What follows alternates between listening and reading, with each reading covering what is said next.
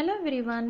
இந்த வீடியோவில் நம்ம henceforth, henceforward, therefore, thus, hence, thence and whence இந்த adverbs எல்லாம் எப்படி யூஸ் பண்ணுறது அப்படின்னு பார்க்கலாம். henceforth or henceforward. ஸோ இதை தமிழில் எடுத்துக்கிட்டோம் அப்படின்னா இனிமேல் அப்படின்னு சொல்கிறோம் இல்லைங்களா, அதுக்கு இது யூஸ் பண்ணலாம். அதாவது இனிமேல், இந்த தருணத்துலேருந்து, இந்த நொடியிலேருந்து, இந்த செகண்ட்லேருந்து, இந்த பாயிண்ட் ஆஃப் டைம்லேருந்து, அந்த மாதிரியெல்லாம் நம்ம பேசும்போது இந்த மாதிரி அட்வர்ப்ஸை நம்ம யூஸ் பண்ணலாம். henceforth ஆர் henceforward ரெண்டுமே யூஸ் பண்ணலாம். அதுலேயும் பார்த்தோம் அப்படின்னா henceforthோட யூசேஜஸ் கொஞ்சம் அதிகமாகவே இருக்கும் henceforwardை விட. ஓகே, ஸோ ஏன்னா இதை தான் அதிகமாக நம்ம பார்த்தோம்னா இதுதான் அதிகமாக யூஸ் பண்ணுவாங்க. அதுவும் எப்போ அப்படின்னா ஃபார்மலாக பேசும்போது, பெரும்பாலும் கேஷுவலாக நம்ம பேசும்போது இந்த மாதிரி வேர்ட்ஸ் யூஸ் பண்ணக்கூடாதுன்ட்டு இல்லை, பட் அதிகமாக இருக்காது. பெரும்பாலும் இது லீகல் டாக்குமெண்ட்ஸ், அப்புறம் ஆஃபீஸ் பாலிசிஸ், இல்லை அஃபிஷியலாக ஏதாவது ஸ்டேட்மெண்ட்ஸ் ரிலீஸ் பண்ணுறாங்க அப்படின்னா இந்த மாதிரி வேர்ட்ஸ் எல்லாம் நம்ம பார்க்கலாம். இனிமேல் சூப்பர்வைசர்ஸ் நேரடியாக மேனேஜரிடம் ரிப்போர்ட் செய்வார்கள். henceforth supervisors will report directly to the manager. இல்லை இந்த henceforth எண்டில் கூட போடலாம். supervisors will report directly to the manager henceforth அப்படியும் சொல்லலாம். ஓகே, ஸோ சூப்பர்வைசர்ஸ் மேனேஜர்கிட்ட டைரெக்டாக ரிப்போர்ட் பண்ணுவாங்க. எப்போ இருந்து? இனிமேல். ஸோ அந்த மாதிரி எண்டில் போடும்போது அந்த ஒரு மீனிங் வரும். ஸோ இந்த henceforth அப்படிங்கிறது யூஸ்வலாக எழுதும்போது அதை எழுதிட்டு இந்த மாதிரி அட்வர்ப்ஸ் எல்லாம் ஓகே, henceforth, henceforward, therefore அதெல்லாம் எழுதும்போது நம்ம யூஸ்வலாக ஒரு கமா போட்டுட்டு அப்புறம் அந்த சென்டென்ஸை கொடுப்போம். ஸ்டார்டிங்கில் இல்லை நடுவில் போடுற மாதிரி இருந்தால். ஸோ சில மாடர்ன் ரைட்டர்ஸ் பார்த்தோம் அப்படின்னா இப்போ இந்த கமா போடாமையும் எழுதுகிறாங்க. ஸோ கமா போட்டோம்னா ஒரு பாஸ் இருக்கும் ஒரு வாசிக்கிறப்போ. henceforth அப்படின்னு ஒரு பிரேக் கொடுத்துட்டு அப்புறமா supervisors will report directly to the manager அப்படி சொல்லுவோம். ஸோ இப்போ நிறைய பேர் இந்த கமா போடாமையும் எழுதுகிறாங்க. அதை நம்ம நோட் பண்ணி வச்சுக்கணும். அவர்தான் கம்பெனியை இனிமேல் நடத்த போவதாக அவர் அறிவித்தார். அதாவது என்னென்னா தான் தான் நடத்த போகிறதா அவங்க அறிவிச்சாங்க அப்படின்னு சொல்கிறோம். she announced that henceforth she would be running the company. So இந்த இடத்துல henceforth நம்ம ஸ்டார்டிங்கில் போடக்கூடாது. ஒன்று இங்கே இல்லைன்னா எண்டில் தான் போடணும். ஓகே, அதாவது என்ன அப்படின்னா இந்த இடத்துல போட்டுட்டோம் அப்படின்னா இனிமேல் அவங்க அறிவித்தார் அப்படின்னு ஏதாவது மீனிங் வருமா? வரவே வராது. அவங்க அறிவிச்சாங்க. என்ன அறிவிச்சாங்க? இனிமேல் தான் தான் கம்பெனியை நடத்த போவதை அறிவிச்சாங்க. So she announced that henceforth she would be running the company. Okay, so இனி வர சென்டென்சஸ், இனி வர லெசன்ஸ் எல்லாம் பார்த்தோம் அப்படின்னா நம்ம தமிழில் மீனிங் தான் புரிஞ்சுக்கணும். இனியெல்லாம் ப்ராப்பராக அந்த ஸ்ட்ரக்சர்ஸ் பார்த்தோம்னா நம்ம தமிழோட மேட்ச் பண்ணிகிட்டே வந்தோம்னா மேட்சே ஆகாது. பேசிக் சென்டென்சஸ் வேணால் ஓரளவுக்கு மீனிங் வேர்ட் பை வேர்டாக நம்ம போட்டு எழுதலாம். அதுவுமே கொஞ்சம் கேர்ஃபுல்லாக தான் இருக்கணும். ஸோ இனியெல்லாம் வர்றது பார்த்தோம் அப்படின்னா நம்ம மீனிங் தான் புரிஞ்சுக்கணுமே தவிர அந்த வேர்ட் பை வேர்டாக மேட்ச் பண்ணோம் அப்படின்னு நினச்சோம்னா கம்ப்ளீட்லி டிஃப்ரெண்ட்டாக இருக்கும். ஏன்னா தமிழுக்குன்னு ஒரு ஸ்டைல் இருக்குது, அதே மாதிரி இங்கிலீஷில் சென்டென்ஸ் ஃப்ரேம் பண்ணுறதுக்குன்னு ஒரு ஸ்டைல் இருக்குது. ஸோ அதுக்குன்னு இருக்கிற ஸ்டைலில் தான் நம்ம இது பண்ணுமே தவிர ரெண்டும் மேட்ச் பண்ணி படித்தோம் அப்படின்னா ரொம்ப கன்ஃபியூசிங்காக இருக்கும். அதனால் இனியெல்லாம் வரக்கூடிய லெசன்ஸ் எல்லாம் மீனிங் புரிஞ்சுட்டு அப்புறமா எழுதுனீங்கன்னா தான் ஈஸியாக இருக்கும். இனிமேல் உன்னிடம் பொய் சொல்ல மாட்டேன் என்று சத்தியம் செய்கிறேன். I promise never to lie to you henceforth. So இந்த இடத்துல பார்த்தோம்னா henceforth எண்டில் தான் போடணும். இது நல்லா ப்ராக்டிஸ் பண்ணோம்னா தான் ஈஸியாக இருக்கும். ஏன்னா ஒவ்வொரு சென்டென்ஸ்க்கும் இது மாறிட்டே இருக்கும். இது ப்ராப்பராக இந்த இடத்துல தான் வரும்னு நம்ம சொல்லவே முடியாது. இந்த இடத்துல மீனிங் என்னென்னா henceforth முன்னாடி போட்டுட்டோம் அப்படின்னா இனிமேல் நான் ப்ராமிஸ் செய்கிறேன் அப்படின்னு வந்துடும். ஸோ இனிமேல் நம்ம ப்ராமிஸ் செய்யலை, நம்ம இப்போ ப்ராமிஸ் செய்கிறோம். என்னென்ன ப்ராமிஸ் செய்கிறோம்? இனிமேல் பொய் சொல்ல மாட்டோம் அப்படின்னு ப்ராமிஸ் செய்கிறோம். ஓகே, டிஃப்ரென்ஸ் இருக்குது. நம்ம henceforth I promise அப்படின்னு சொல்லிட்டோம் அப்படின்னா இனிமேல் நான் ப்ராமிஸ் செய்கிறேன்ற மீனிங் வரும். ஆக்சுவலாக அதாவது இப்போ நான் ப்ராமிஸ் செய்யலை, இனிமேல் நான் ப்ராமிஸ் செய்கிறேன் அப்படின்ற மாதிரி மீனிங் வந்துடும். ஆக்சுவலாக அது கிடையாது. இப்போ நான் ப்ராமிஸ் செய்கிறேன் என்னென்னு, இனிமேல் நான் உங்ககிட்ட பொய் சொல்ல மாட்டேன்னு ப்ராமிஸ் செய்கிறேன். ஸோ இந்த மாதிரி வேர்ட்ஸ் எல்லாம், இந்த அட்வர்ப்ஸ் எல்லாம் எங்கே போடணும்னு ப்ராப்பராக பார்த்து போடணும். Okay, I promise never to lie to you henceforth. நான் உனக்கு ப்ராமிஸ் செய்கிறேன். என்னென்னு ப்ராமிஸ் செய்கிறேன்? இனிமேல் பொய் சொல்ல மாட்டேன். எப்போ இருந்து? இனிமேல். அதுதான் அந்த மீனிங். இனிமேல் நீங்கள் மீட்டிங்ஸ்க்கு சரியான நேரத்திற்கு வருவீர்கள் என்று எதிர்பார்க்கிறேன். henceforth I expect you to be punctual for meetings. So இதை எண்டில் போட்டோம்னாலும் மீனிங் கரெக்டாக தான் வரும். I expect you to be punctual for meetings henceforth அப்படியும் சொல்லலாம். அவன் இனிமேல் நன்றாக நடந்து கொள்வதாக சத்தியம் செய்திருக்கிறான். He has promised to behave better henceforth. So அவன் ப்ராமிஸ் செஞ்சுருக்கான். என்னென்னு செஞ்சுருக்கான்? இப்போ நடந்துக்கிறத விடவே நல்லா நடந்துக்குவேன்னு ப்ராமிஸ் செய்யறான். அப்போ நம்ம இந்த பெட்டர்ன்ற வேர்டு தான் யூஸ் பண்ணணும். He has promised to behave better. எப்பிருந்து? இனிமேல். So henceforth. ஆணைப்படி இனிமேல் தான் ஆட்சி செய்ய போவதாக அவர் அறிவித்தார். ஆணைப்படி இனிமேல் தான் ஆட்சி செய்ய போவதாக அவர் அறிவித்தார். He announced that henceforth he would rule by decree. Decree அப்படின்னா law. law பிரகாரம் நான் வந்து ரூல் செய்வேன் அப்படின்னு அவர் சொல்றாரு. இனிமேல் இவை இரண்டும் என்னுடையதாக இருக்கும். These two will be henceforward mine. So henceforward பதிலா henceforth யூஸ் பண்ணலாமா அப்படின்னா தாராளமாக யூஸ் பண்ணலாம். These two will be mine henceforward. இல்லை henceforth எண்ணில் வேணாலும் நம்ம போடலாம். These two will be henceforward mine. இல்லைனா these two will be henceforth mine. இனிமேல் அவளுடைய டீமுக்கு திரும்பி செல்வது சாத்தியமற்றது ஆகும். Any return to her team is henceforward impossible. இல்லை henceforth impossible. இனிமேல் நீயும் நானும் நண்பர்கள்.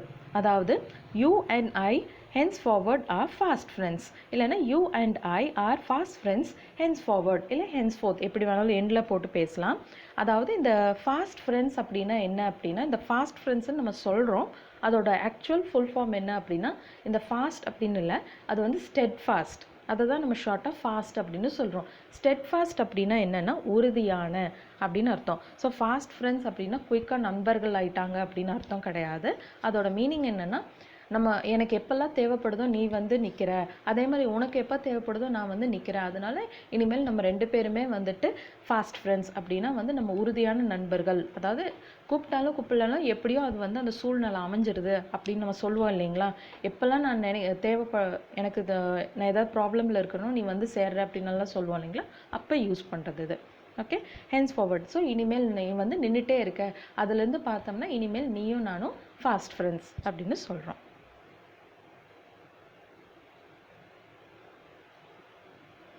அடுத்தது therefore.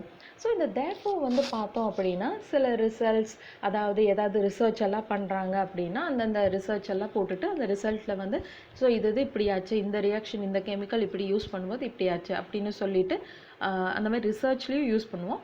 இல்லை வந்து கேஷுவல் டாக்ஸ்லேயும் இது யூஸ் பண்ணுவோம். பட் இருந்தாலும் அதிகமாக யூஸ் பண்ணுறது அப்படின்னு பார்க்கும்போது இந்த ரிசர்ச் எல்லாம் பண்ணிவிட்டு அந்த ரிசல்ட் கொடுப்பாங்க இல்லைங்களா, அப்போ வந்துட்டு அந்த therefore அப்படின்னு போடுறது அதிகமாக இருக்கும். நம்ம கேஷுவல் இதுலேயும் நம்ம யூஸ் பண்ணலாம். நான் இப்போ வந்து கேஷுவல் சென்டென்சஸ் தான் அதிகமாக கொடுத்துருக்கேன். ஸோ therefore அப்படின்னா எனவே, ஆகையால், விளைவாக. அவன் பிஸியாக இருந்தான், எனவே அவனால் வர முடியவில்லை. He was busy, full stop, therefore he could not come. He was busy, therefore he could not come.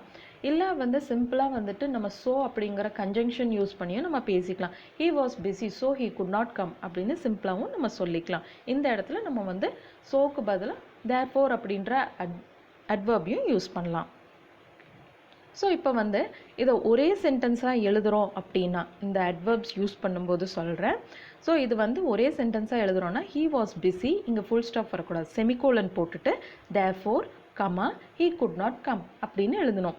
இல்லை அப்படின்னா வந்து அண்டு சேர்த்து சில பேர் எழுதுவாங்க. அப்போ எப்படி எழுதணும்னா he was busy comma and இன்னொரு comma therefore comma he could not come. So இந்த மாதிரி பாருங்கள், ஃபஸ்ட் சென்டென்ஸ் எழுதிட்டு ஒரு கமா, அண்டு போட்டு ஒரு கமா, therefore போட்டு ஒரு கமா, அப்புறமா மறுபடியும் ஒரு சென்டென்ஸ். ஸோ பெட்டர் வந்து என்னென்னா இந்த மாதிரி ஒரு சென்டென்ஸை பிரேக் பண்ணிவிட்டு இந்த மாதிரி ஒரு பீரியட் கொடுத்துட்டு, பீரியட்னா ஃபுல் ஸ்டாப்.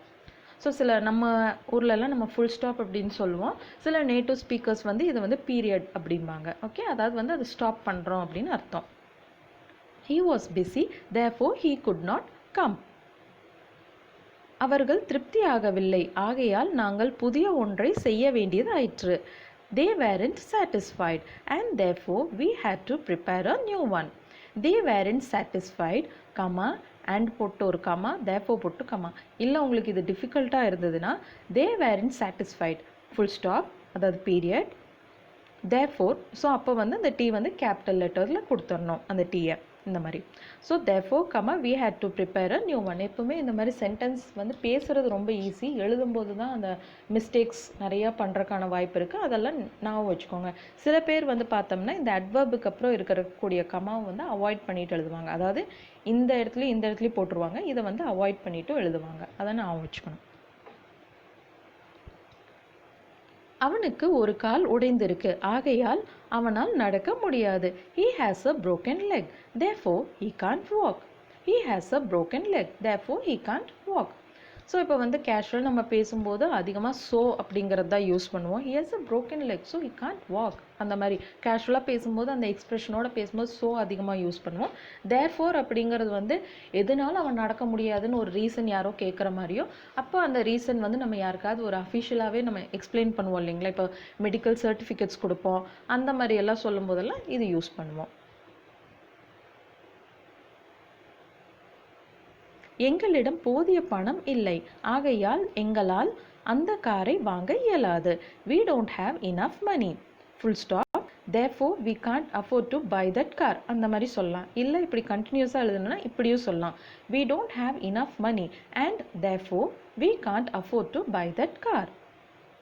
இல்லை அப்படின்னா இன்னொரு மெத்தட் என்னென்னா அண்ட் அவாய்ட் பண்ணிவிட்டு இந்த கமாக்கு பதிலாக செமிகோலன் போடணும். We don't have enough money, semicolon, therefore we can't afford to buy that car. அப்போ வந்து அண்டை வந்து யூஸ் பண்ணக்கூடாது, இந்த மாதிரி எழுதுறது. ஓகே. சாம் ஒரு வருடம் இங்கே தங்கினான், ஆகையால் கிளம்புகிறான். Sam stayed here for a year, semicolon, therefore he is leaving. அப்படி எழுதலாம். இல்லை அப்படின்னா Sam stayed here for a year, period, therefore he is leaving. Okay. இல்லைன்னா மூணாவது ஸ்டைல் வேணும் அப்படின்னா நம்ம வந்து அண்ட் போட்டு எழுதலாம். அப்போ வந்து Sam stayed here for a year, comma and இன்னொரு கமா, therefore போட்டுட்டு அகெயின் கமா வந்துட்டு இப்போ நிறைய பேர் போடுறது இல்லை, அது ஆப்ஷனலாக வச்சுக்கலாம். இருந்தாலும் ரூல் பிரகாரம் போடணும். He is leaving. Okay.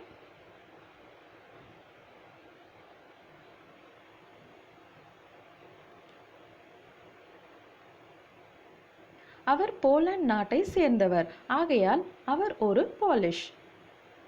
He is from Poland, therefore he is Polish. So இந்த மாதிரி ஒரே சென்டென்ஸாக எழுதுகிறோம், அண்டு யூஸ் பண்ணாமல் எழுதுகிறோன்னா செமிகோலன். அண்டு யூஸ் பண்ணுறோம் அப்படின்னா இங்கே செமிகோலன் போடக்கூடாது, அண்டு கமா தான் போடணும். He is from Poland, period, therefore he is Polish.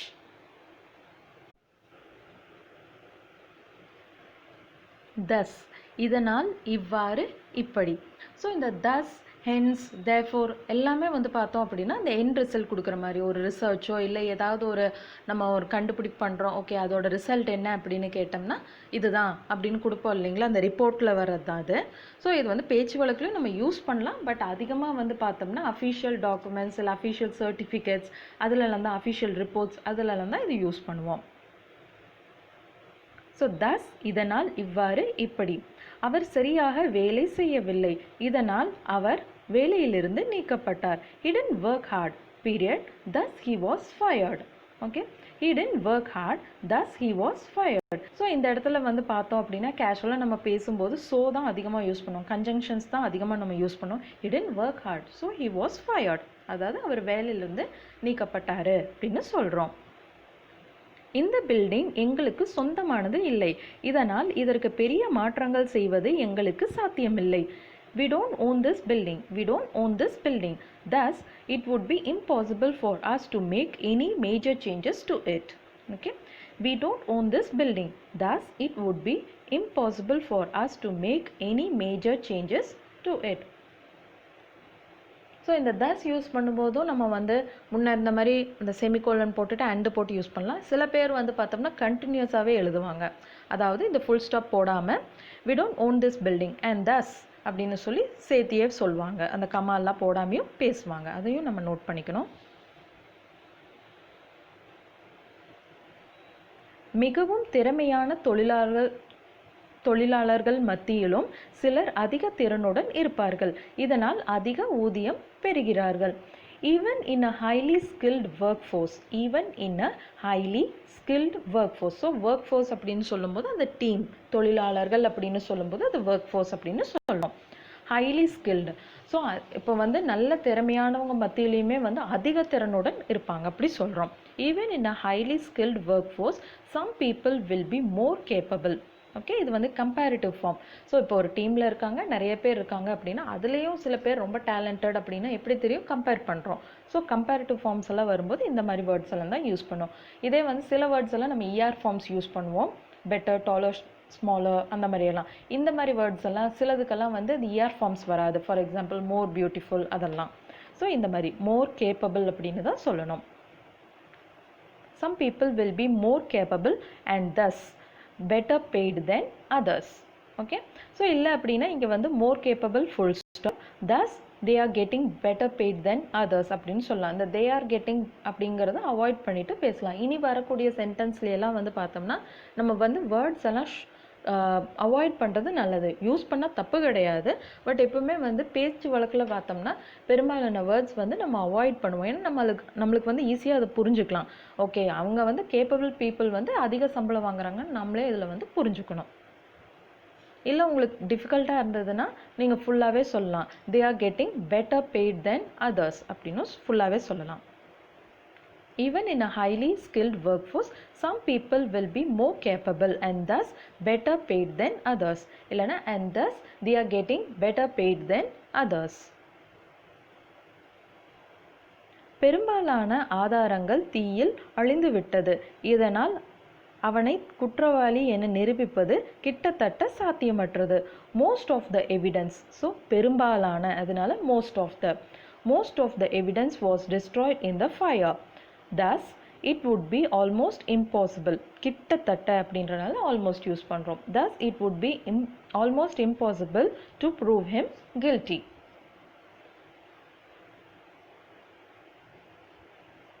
அடுத்தது hence. ஹென்ஸும் வந்து பார்த்தோம் அப்படின்னா therefore thus மாதிரி தான். ஒரு ஏதாவது ஒரு ரிசர்ச் அந்த மாதிரிலாம் பண்ணுறோம், இல்லை ஏதாவது ஒரு இன்சிடெண்ட் பற்றி பேசுகிறோம், இல்லை ஏதாவது ஒன்று வந்து எக்ஸ்பிளைன் பண்ணிவிட்டு அதனால தான் இப்படி அப்படின்னு நம்ம ஒரு ரிப்போர்ட் கொடுக்குற மாதிரி. ஹென்ஸ் எனவே, ரோடுகள் பனிக்கட்டிகளால் மூடப்பட்டு இருந்தது.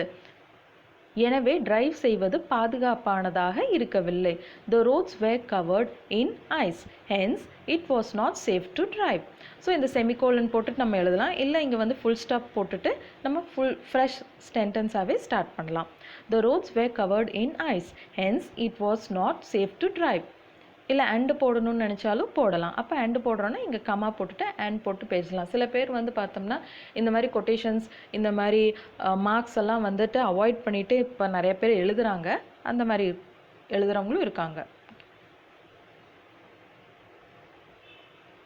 கஸ்டமர் அவர்களுக்கு வழங்கப்பட்ட உணவால் திருப்தி அடைந்தார். எனவே ஷெஃப் ஒரு மாற்று உணவு தயார் செய்தார். ஸோ இப்போ வந்து ஒரு ஹோட்டலில் இருக்காங்க. இப்போ வந்து ஒரு ஷெஃப் வந்து இப்போ செஞ்ச ஒரு ஃபுட்டவே வந்து அந்த டிஷ்ஷவே திருப்பி ரெடி பண்ணிகிட்ருக்காரு அப்படின்னா நம்ம கேட்குறோம், ஏன் ஷெஃப் அதை திருப்பி ரெடி பண்ணிகிட்ருக்காரு அப்படின்னா, இல்லை அவங்களுக்கு கொடுத்த அவங்க கஸ்டமர் வந்து பிடிக்கலன்னு சொல்லிட்டாங்க, அது அவங்களுக்கு சாட்டிஸ்ஃபையிங்காக இல்லை அப்படின்னு சொல்லிட்டாங்க, அதனால வந்து இப்போ அவர் ஒரு ரீப்ளேஸ்மெண்ட் ரெடி பண்ணுறாரு அப்படின்னு சொல்கிறோம். த கஸ்டமர் வாஸ் டிஸ்ப்ளீஸ்ட். அதிருப்திக்கு வந்து டிஸ்ப்ளீஸ்ட். இல்லை வந்து வாஸ் நாட் சாட்டிஸ்ஃபைடுன்னு கூட சொல்லலாம். The customer was displeased with her meal. அதாவது அவங்களுக்கு கொடுக்கப்பட்ட மீல் வந்து திருப்தியாக இல்லை அப்படின்னு சொல்லிட்டாங்கன்னு சொல்கிறோம். Hence the chef prepared a replacement. இல்லை அப்படின்னா இங்கே செமிகோலன் போட்டுட்டு இதை கண்டினியூஸாக எழுதிடலாம். The customer was displeased with her meal. Hence the chef prepared a replacement.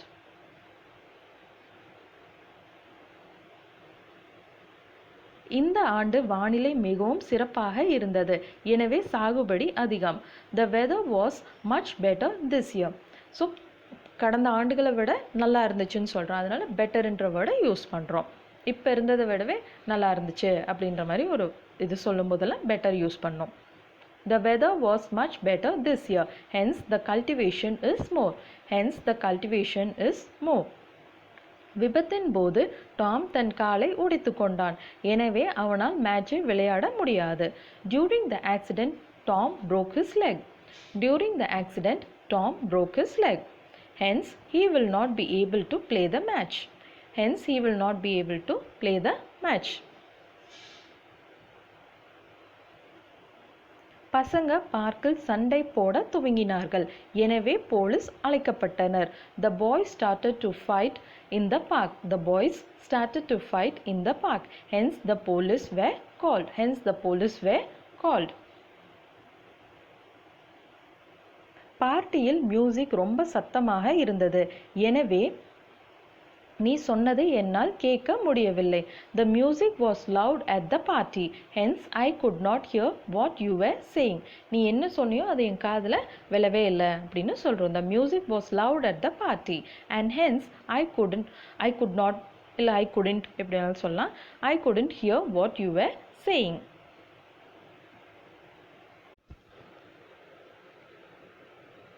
அடுத்ததாக நம்ம வந்து தென்ஸ் பற்றி பார்க்கலாம். தென்ஸ் அப்படின்னா பின்னர், அந்நேரத்திலிருந்து, அந்த நொடியிலிருந்து, அங்கிருந்து அப்படின்னு சொல்கிறக்கெல்லாம் நம்ம தென்ஸ் வந்து யூஸ் பண்ணுவோம். ஸோ ஷார்ட்டாக நம்ம பேச்சு வழக்கில் வந்து பார்த்தோம் அப்படின்னா from there, from that point of டைம்னு தான் அதிகமாக யூஸ் பண்ணுவோம். அதுக்குன்னு ஒரு செப்பரேட் வேர்டே இருக்குது, தென்ஸ். இந்த அட்வர்பையும் யூஸ் பண்ணி நம்ம சென்டென்சஸ் ஃப்ரேம் பண்ணலாம். அதே மாதிரி ஹென்ஸுக்கு வந்து நம்ம அந்த காரணம் அப்படின்றது அந்த ரிசல்ட் அப்போ இல்லை கன்க்ளூஷன் அப்போ யூஸ் பண்ணுறது மட்டும்தான் நம்ம பார்த்துருக்கோம். பிகாஸ் ரீசெண்ட் டைம்ஸில் நம்ம ஹென்ஸை வந்து அதுக்கு தான் யூஸ் பண்ணுறோம். ஹென்ஸுக்குமே வந்து பார்த்தோம் அப்படின்னா இன்னொரு மீனிங் இருக்குது, ஃப்ரம் ஹியர். ஓகே, ஹென்ஸுக்கு வந்து இன்னொரு மீனிங் என்னென்னா ஃப்ரம் ஹியர். அது வந்து நம்ம தெரிஞ்சு வச்சுக்கலாம். பிகாஸ் இது அதிகமாக யூஸ் பண்ணுறது கிடையாது, பட் இருந்தாலும் சில பேர் யூஸ் பண்ணிட்டு தான் இருக்காங்க. ஸோ ஹென்ஸுக்கு வந்து பார்த்தோம்னா கன்க்ளூஷன்ஸ் அப்போ வந்து இதனால் அப்படின்ற மீனிங்கும் வரும். இன்னொன்று வந்து ஃப்ரம் ஹியர். ஓகே, அதே மாதிரி தென்ஸ் வந்து பார்த்தோம் அப்படின்னா ஃப்ரம் தேர் இல்லை from that point of time. அந்நேரத்திலிருந்து சிறையில் அடைக்கப்பட்ட நபர் தன் வாழ்க்கையை கம்பிகள் பின்னாடி செலவழிப்பார். From thence the incarcerated man would spend his life behind bars. So incarcerated அப்படின்னா என்னென்னா imprisoned, சிறையில் அடைக்கப்பட்டுள்ள அப்படின்னு அர்த்தம். ஸோ சிறையில் அடைக்கப்பட்டுள்ள நபர். ஸோ நம்ம இப்போ கேட்குறோம், அவரை ஜெயிலில் போட்டுட்டாங்க, இனி எத்தனை நாள் அவர் அங்கேயே இருப்பார் அப்படின்னா அந்த நேரத்தில் இருந்து அவர் வாழ்நாள் ஃபுல்லாக அங்கே தான் இருப்பார் அப்படின்னு சொல்கிறோம். அப்படின்னா ஃப்ரம் தென்ஸ். ஸோ இப்போ வந்து சில பேர் வந்து பார்த்தோம்னா இந்த தென்ஸ் அண்ட் வென்ஸ் கூட வந்து ஃப்ரம் யூஸ் பண்ணக்கூடாது அப்படின்னு சொல்லுவாங்க. ஒய்? பிகாஸ் ஆல்ரெடி தென்ஸ் அப்படின்னாலே ஃப்ரம் வேர், ஃப்ரம் தேர் அப்படின்னு, ஃப்ரம் வேர் இல்லை, சாரி, ஃப்ரம் தேர் அப்படின்னு தான் அர்த்தம். அதுலேயே ஃப்ரம் இருக்குது, மறுபடியும் இன்னொரு அடிஷ்னலாக இன்னொரு ஃப்ரம் போடக்கூடாதுன்னு சொல்லுவாங்க. பட் சில பேர் போட்டு பேசுகிறதும் உண்டு. அதை மென்ஷன் பண்ணுறதுக்காக தான் நான் கொடுத்துருக்கேன். வேணும்னா நீங்கள் ஃப்ரம் அவாய்ட் பண்ணிட்டு தென்ஸ்லேருந்தே ஸ்டார்ட் பண்ணலாம். Thence the incarcerated man would spend his life behind bars. So பெரும்பாலும் இந்த தென்ஸ் வந்து எங்கே அதிகமாக யூஸ் பண்ணுவோம் அப்படின்னா நம்ம யார்கிட்ட பேசும்போது சொல்லுவோம் இல்லைங்களா, நாங்கள் முதல்ல ராகா வீட்டுக்கு போனோம், அங்கேருந்து நேராக கிளம்பிட்டோம், ஸோ அங்கேருந்து அப்படின்னு சொல்லுவோம் இல்லைங்களா. அந்த மாதிரி அந்த பாயிண்ட், அந்த என்ன சொல்கிறது, இந்த ஜங்ஷன்ஸ், அதை பற்றியெல்லாம் நம்ம பேசும்போது நம்ம இந்த தென்ஸ் அப்படிங்கிறத யூஸ் பண்ணுவோம். அவர் மும்பை போனார், பிறகு அங்கிருந்து துபாய் சென்றார். He went to Mumbai and thence to Dubai. He went to Mumbai and thence to Dubai. So இல்லை இந்த அண்டு போடாமல் இந்த இடத்துல ஃபுல் ஸ்டாப் வச்சு நம்ம பேசலாம். He went to Mumbai full stop, thence to Dubai அப்படியே சொல்லலாம். நாங்கள் லண்டன் போனோம், பிறகு அங்கிருந்து ட்ரெயினில் பாரிஸ் போனோம். We went to London and thence by train to Paris. We went to London and thence by train to Paris. நாங்கள் என் பாட்டி தாத்தா வீட்டுக்கு போனோம், பிறகு அங்கிருந்து என் மாமா வீட்டுக்கு போனோம். We traveled to my grandparents home. So இந்த இடத்துல ட்ராவல் தான் போடணும்னு அவசியம் கிடையாது, we wentன்னு கூட சொல்லலாம். We went to my grandparents home. So இந்த இடத்துல இப்படி தான் போடணும், grandparents அப்புறம் தான் அப்போஸ்டஃபி. இந்த இடத்துல முன்னாடி போடக்கூடாது. அப்படி போட்டோம் அப்படின்னா grandparents home தான் வரும். ஆனால் அதோட மீனிங் என்னென்னா ஒன்று பாட்டியை சொல்கிறோம் இல்லை தாத்தாவை சொல்கிறோம் அப்படின்னு அர்த்தம். அப்படி சொல்லும்போது நம்ம ஸ்ட்ரைட்டாகவே கிராண்ட் மதர்ஸ் ஹவுஸ் இல்லை கிராண்ட் ஃபாதர்ஸ் ஹவுஸ் அப்படியே சொல்லிக்கலாம். இந்த இடத்துல வந்து பாட்டி தாத்தா வீடுன்னு சொல்லும்போது கிராண்ட் பேரண்ட்ஸ், அதுக்கப்புறம் அப்போஸ்டஃபி, அப்புறம் ஹோம். ஓகே, ஹோமுக்கு பதிலாக ஹவுஸ் யூஸ் பண்ணாலும் ஓகே தான். ஸோ இந்த அப்போஸ்டஃபி யூஸ் பண்ணும்போது ரொம்ப கேர்ஃபுல்லாக இருக்கணும். ஃபார் எக்ஸாம்பிள் இப்போ வந்து என் தங்கையுடைய அப்படின்னு சொல்கிறோன்னா சிஸ்டர்ஸ் அப்படின்னு எழுதும்போது சிஸ்டர் எழுதிட்டு அப்போஸ்டஃபி அப்புறம் தான் எஸ் போடணும். இதே வந்து தங்கைகள் உடைய அப்படின்னு சொல்லிட்டு சிஸ்டர்ஸ் அப்படின்னு எழுதிட்டு அந்த எஸ்ஸுக்கு அப்புறம் தான் நம்ம வந்து அப்போஸ்டஃபி போடணும். அப்போஸ்டஃபி போட்டு மறுபடியும் இன்னொரு எஸ் போடக்கூடாது. இது நம்ம நல்லா ஞாபகம் வச்சுக்கணும். Okay, we traveled to my grandparents home and thence to my uncles. So so இந்த இடத்துல வந்து ஹோம் போட தேவையில்லையா, அங்கிள்ஸ் ஹோம்னு சொல்ல தேவையில்லையா அப்படின்னா தேவை கிடையாது. ஏன்னா மீனிங் நம்ம புரிஞ்சுக்கலாம். தென்ஸ்ன்னு சொல்லிட்டோம்னாலே ஒரு இடத்துலேருந்து இன்னொரு இடத்துக்கு போகிறோம். ஸோ அங்கிள்ஸ்ன்னு சொல்லிட்டோம்னாலே எங்கள் மாமா வீட்டுக்கு அப்படின்னு தான் அதோட அர்த்தம். திருப்பி வந்து நம்ம ஹோம்னு போட்டு அந்த வேர்ட்ஸை ரிப்பீட் பண்ணணும்னு அவசியம் கிடையாது. ஓகே. அவர்கள் ஸ்பெயினிலிருந்து பிரான்சுக்கு பயணித்தார்கள். பிறகு அங்கிருந்து இங்கிலாந்து சென்றார்கள். they made their way from Spain to France. இதை சிம்பிளாக சொல்லணும் அப்படின்னா they went to France from Spain அப்படியும் சொல்லலாம். பட் எப்பவுமே வந்து ரொம்ப ஃப்ளாட்டாக ரொம்ப சிம்பிளாக பேசுறதுக்கு இந்த மாதிரி சென்டென்ஸ் எல்லாம் நம்ம ஞாபகம் வச்சுக்கணும். இதுக்கு ப்ராப்பர் ஸ்ட்ரக்சர்ஸ் அப்படின்னு எதுவும் கிடையாது. இந்த மாதிரி சென்டென்ஸ் எல்லாம் நம்ம பை ஹார்ட் பண்ணி ஞாபகம் வச்சுக்கணும். ஓகே. அப்புறம் அது ப்ராக்டிஸ் பண்ணிகிட்டே இருந்தோன்னே யார்கிட்டயாவது பேசும்போது ஆட்டோமேட்டிக்காக நம்மளுக்கு அந்த ஈஸியாக இருக்கும். ஃப்ளூவெண்ட்டாக நம்ம பேசுகிறோம். அந்த ஃப்ளோ வந்து எந்த தடுமாற்றம் இல்லாமையும் வரும். they made their way from Spain to France and thence to England. வேணா இங்கே ஃபுல் ஸ்டாப் வச்சுட்டு அண்டு போடாமல் தென்ஸுங்கிறது ஃப்ரெஷ்ஷாகவே ஸ்டார்ட் பண்ணலாம். they made their way from Spain to France and thence to England. அடுத்தது நம்ம வந்து வென்ஸ் பற்றி பார்க்கலாம். வென்ஸ் அப்படிங்கிறது எங்கிருந்து. ஜென்ரலாக நம்ம வந்து ஃப்ரம் வேர் அப்படின்னு நம்ம சொல்லுவோம். அதை வந்து ஷார்ட்டாக வென்ஸ் அப்படின்றத யூஸ் பண்ணுவோம். ஷார்ட் கிடையாது. அதை யூஸ் பண்ணுறதுக்கு பதிலாக செப்பரேட்டாக ஒரு அட்வர்ப் இருக்குது. அது என்னென்னா வென்ஸ். இதுவும் அதே மாதிரி தான். சில பேர் வந்து யூஸ் பண்ணும்போது ஃப்ரம் வென்ஸ் அப்படிம்பாங்க. சில பேர் வந்து ஃப்ரம் போடக்கூடாது, வென்ஸ்ன்னு போட்டிங்கனாலே போதுமானது அப்படின்னு சொல்லுவாங்க. எங்கிருந்து நீ வந்தாய். எங்கிருந்து நீ வந்தாய். Vance did you come. Vance did you come. So நம்ம பேச்சு வழக்கில் சொல்லும்போது ஃப்ரம் வேர் டிட் யூ கம்னு சொல்லுவோம். இல்லைன்னா where did you come from அப்படின்னு சொல்லுவோம். அதுக்கு பதிலாக வென்ஸ் டிட் யூ கம். எங்கிருந்து வந்தார்களோ அங்கேயே திரும்பி போயிருக்கிறார்கள். they have returned whence they came. So from where they came அப்படின்னு சொல்கிறோம். they have returned from where they came அப்படின்னு சொல்கிறதுக்கு பதிலாக they have returned whence they came. எங்கேருந்து வந்திருக்கிறாங்க, எங்கேருந்து வந்தாங்களோ அங்கேயே போயிருக்கிறாங்க அப்படின்னு சொல்கிறோம். அவள் எங்கிருந்து வந்தாள் என்று யாருக்கும் தெரியாது. no one knows whence she came. So no one knows whence she came, அதாவது from where she came. இல்லைன்னா no one knows where she came from அப்படியும் சொல்லலாம். அதுக்கு பதிலாக சிம்பிளாக whence அப்படின்ற வேர்டை யூஸ் பண்ணுறோம். no one knows whence she came. இந்த அரண்மனைக்கு நீ எங்கிருந்து வந்தாய். whence did you come to this place. whence did you come to this palace. I'm extremely sorry. whence did you come to this palace. இல்லை அப்படின்னா where did you come to this palace from. இல்லை from where did you come to this palace அப்படியும் சொல்லலாம். இல்லை சிம்பிளாக வந்து whence. அவன் எங்கிருந்து வந்தானோ அங்கேயே போகட்டும். let him return from where he came அப்படின்னு சொல்கிறப்பல let him return whence he came. அது எங்கிருந்து வந்ததோ அந்த கடைக்கு திருப்பி அனுப்பப்பட்டிருக்கிறது. ஓகே. நம்ம சொல்லுவோம் இல்லைங்களா, அந்த பொருள் எங்கேருந்து வந்துச்சோ அங்கேயே நாங்கள் திருப்பி அனுப்பிச்சிட்டோம். அந்த மாதிரி ஒரு ஆங்கிள் இதை கொடுத்துருக்கேன். it has been returned to the shop whence it came. from where it came. it has been returned to the shop whence it came. So இந்த வென்ஸ் மட்டும் பார்த்தோம் அப்படின்னா மித்த அட்வர்ப்ஸ் கூட ஈஸியாக யூஸ் பண்ணிடலாம். இந்த வென்ஸ் மட்டும் கொஞ்சம் கன்ஃபியூசிங்காக இருக்கிற மாதிரி இருக்கலாம் சில பேர்த்துக்கு ஸ்டார்டிங்கில். நல்லா ப்ராக்டிஸ் பண்ணுங்கள். அந்த ஃப்ரம் வேர் அப்படிங்கிற கான்செப்ட் வச்சு நிறைய சென்டென்சஸ் ஃப்ரேம் பண்ணுங்கள். அந்த ஃப்ரம் வேரை எடுத்துகிட்டு அதுக்கு பதில் வென்ஸ் போட்டு ப்ராக்டிஸ் பண்ணுங்கள். இது ப்ராக்டிஸ் பண்ணால் தான் ஈஸியாக இருக்கும். இல்லை டிஃபிகல்ட்டாக இருந்தால் கேஷுவலாக நம்ம எல்லோரும் பேசுகிற மாதிரி ஃப்ரம் வேர் போட்டே பேசிக்கலாம். யாராவது வென்ஸ் அப்படின்னு யூஸ் பண்ணாங்கன்னா நம்ம தெரிஞ்சுக்கிறதுக்காக அட்லீஸ்ட் இதை ஞாபகம் வச்சுக்கணும். ஓகே. ஸோ இதெல்லாம் நல்லா ப்ராக்டிஸ் பண்ணுங்கள். நம்ம நெக்ஸ்ட் வீடியோவில் நெக்ஸ்ட் சாப்டர் பற்றி டீட்டெயிலாக பார்க்கலாம். Meet in the next video. until then, thank you. Bye bye.